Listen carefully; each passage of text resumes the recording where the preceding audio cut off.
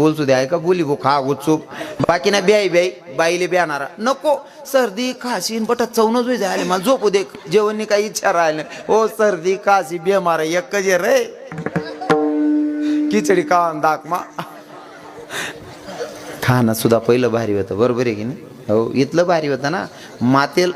नववा बैले जर नात नाही टोचेल राहा ना दांड्याले तरी सुद्धा म्हातारा आवरील येत बरं हां इथला भारी म्हातारा होता कितला का दांडगा बैल राहा ना